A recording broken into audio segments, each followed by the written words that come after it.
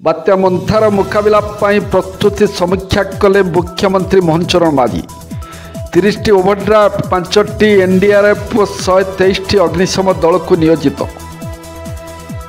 248 आश्रयस्थल प्रस्तुत 11,396 जन स्थानांतरित आवश्यक हेले आउ 30,554 जन को स्थानांतरित करा जिवो।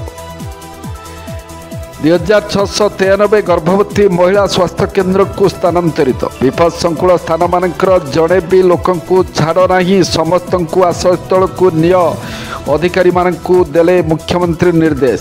बात्या पर यथासंभव फसल क्षति आकलन कर चाषी मानू सहायता देवाई मुख्यमंत्री निर्देश। एसहित जीरो काजुआलिटी आमर लक्ष्य बात्यार मुकाबला सरकार संपूर्ण भाव प्रस्तुत अछंती बोली कहले मुख्यमंत्री मोहन चरण माझी। मुख्यमंत्री श्री मोहन चरण माझी आज लोकसभा भवन में बात्यार मंथार मुकाबला संपर्क में एक समीक्षा बैठक करी अधिकारी मानू निर्देश दे कहते प्रत्येक विपर्यय आम एकमात्र लक्ष्य होछि जीरो काजुआलिटी। बात्या आंध्र प्रदेश रे अतिक्रम करुथिले मध्य ओडिशा रे विभिन्न जिल्ला रे विशेषकर दक्षिण ओडिशार जिला गुड़िकर व्यापक वर्षा सहित पवन हेबार मध्य संभावना रही। तेणु कौड़सी विपदसंकुल अंचल जेपरी जड़े भी लोक रहीजिब नाही समस्ते बात्या बन्या आश्रयस्थल किंबा अन्य सुरक्षित स्थानांतरित हेबे ताको अधिकारी माने सुनिश्चित करने को मुख्यमंत्री निर्देश देइथिले।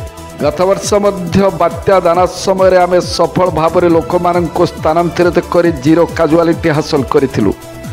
बात्या प्रभावित अंचल लोक स्थानांतरण होउछि आमर एक प्रमुख स्ट्राटेजी। तेणु ए दिग उपर सर्वाधिक गुरुत्व आरोप करने से परामर्श देइथिले।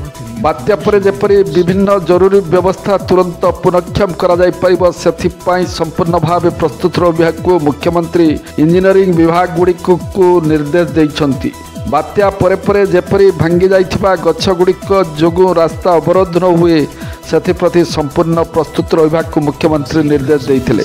मुख्यमंत्री कहते जे वर्तमान समय हेउछि फसल अमलर समय। तेणु बात्या और परे तुरंत क्षयक्षतिर आकलन कर चाषी भाई मानू आवश्यक सहायता प्रदान करने को मुख्यमंत्री कृषि विभाग को निर्देश देइछंती।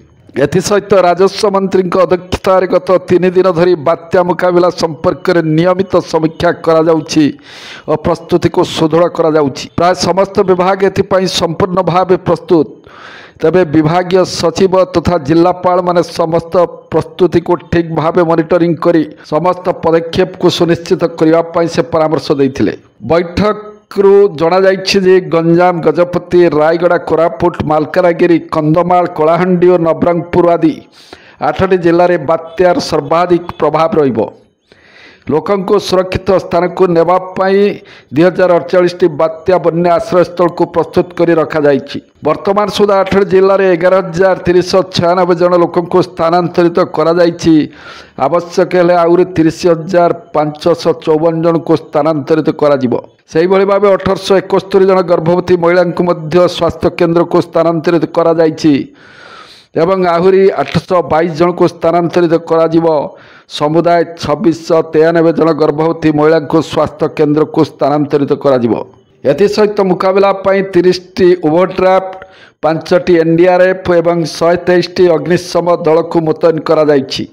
आहुरी अधिक टीम अलर्ट रे अछंती आवश्यक पड़िले नियोजित करा जिवो।